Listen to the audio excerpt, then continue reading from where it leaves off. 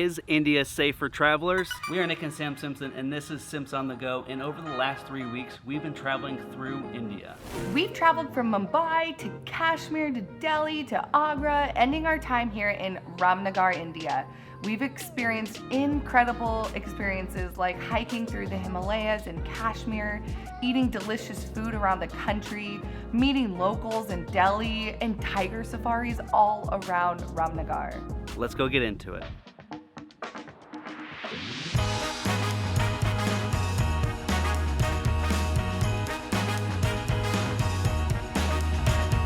While we've been traveling through India though, a lot of people have been asking us if it's safe or like what the whole safety situation is in India. So I think that we need to dive into it and answer some of those questions. But let's break this down into safety by location and general safety tips. First, safety by location. We're gonna start in Kashmir, which is where we got most of the questions and comments about the safety.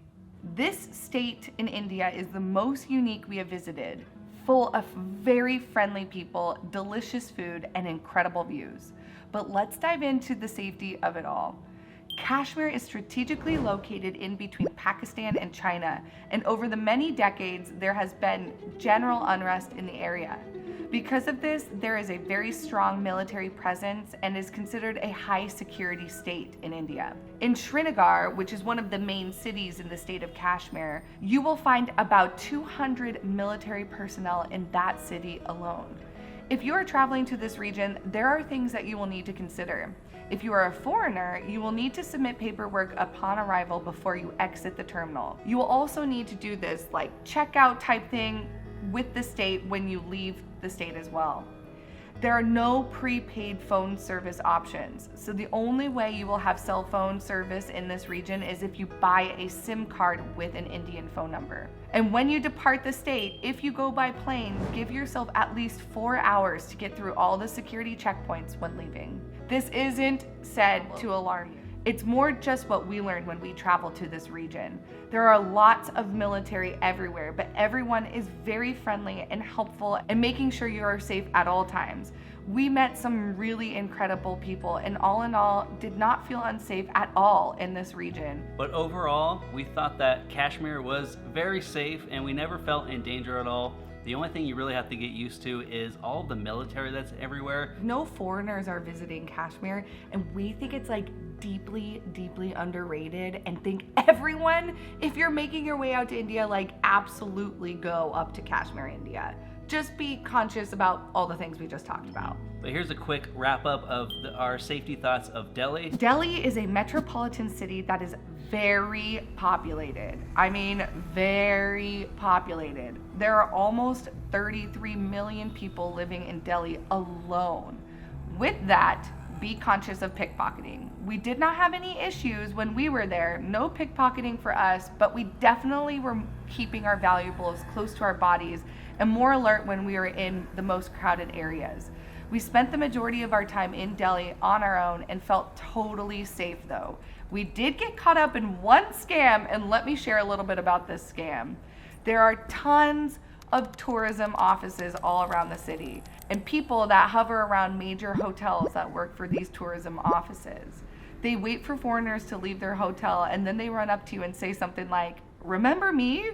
I work at your hotel and helped you out. You might not recognize me though because I did change out of my uniform." Then they talk to you for a while and they make you feel comfortable and then they walk you to their tourism office so that you can book any tours that you want there.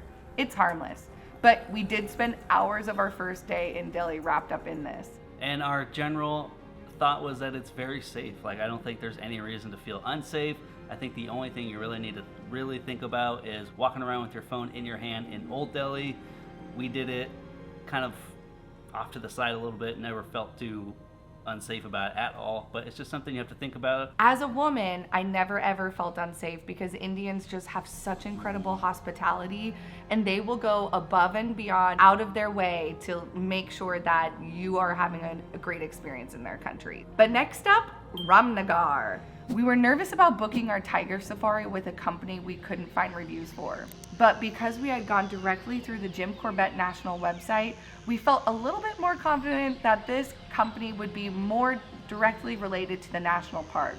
Overall, it was an incredible experience. We had an above and beyond experience when we were there and felt really lucky that we went with such an incredible company. We did the legwork for you and kind of tested out the ground, so if you do come to this area of RAMNAGAR, India, make sure you go with a company that has some reviews, and if you want a good company that we went with, the link will be in the description below. So our general safety tips about RAMNAGAR are, we didn't really go into the town itself. We had driven through it multiple times to go on the safaris, but it felt very safe. It felt like a mountain town. It was one of our favorite states, for sure. We loved it, yeah. The people are amazing.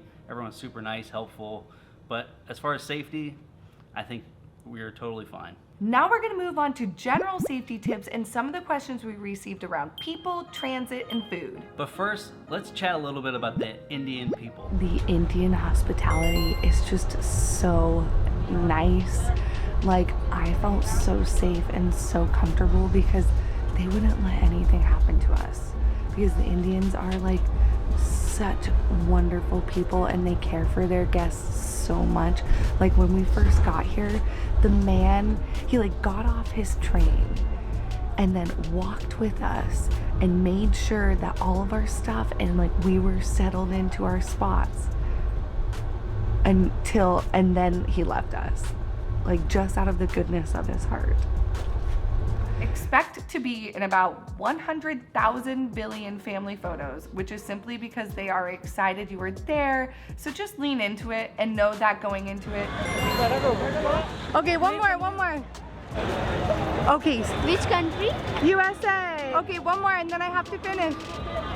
Oh, I don't know if we're gonna be able to talk about this. Too many people want photos. Okay. And next up, we're gonna go into the transit in India.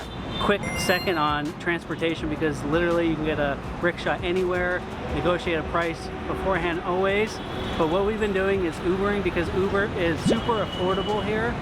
Or if you don't want to do that and have to worry about where they're going to pick you up and all that, you can hire a car, which I looked into, and it's about 30 USD, which is pretty good for an 8-hour day. But on Uber, you can get a rickshaw, or you can just get a regular Uber car, which there's these white cars everywhere, and it links to your credit cards. You don't have to worry about negotiating or anything. So if you go anywhere, always use Uber. That is like the #1 rule we were told, and we've been living by it. Planes are great, but let us be the first to tell you that you will have to take absolutely every electronic, I mean everything, including cord, anything and everything out of your bag. So be prepared to spend some serious time going through security and give yourself plenty of time at the airports. Trains were our absolute favorite way to get around. Although it's slow, it's fairly reliable, but the scenery through the countrysides are absolutely amazing. Trains, however, are crowded, so just don't bring a lot of suitcases and bags and keep your valuables close to you at all times. And our personal favorite part, food, the glorious food. In general, we have 3 quick tips about eating Indian food throughout your time here in India. 1, don't drink the water. 2, Delhi belly is a thing, so only eat street food you see cooked in front of you. 3, avoid things that are washed in water.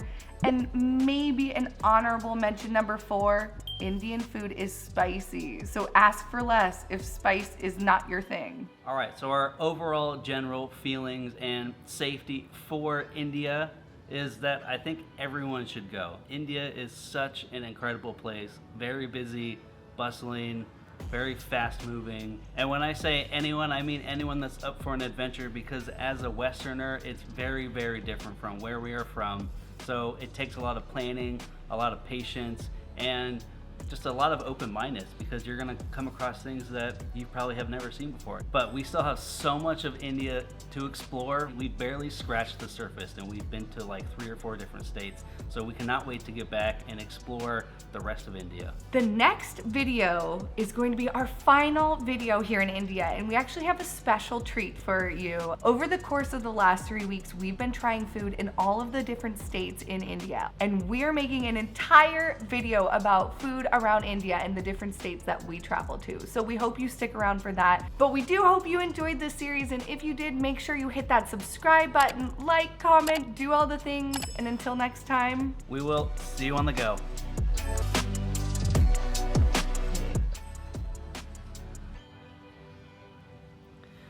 We are Nick and Sam Simpson, and say first, safety let.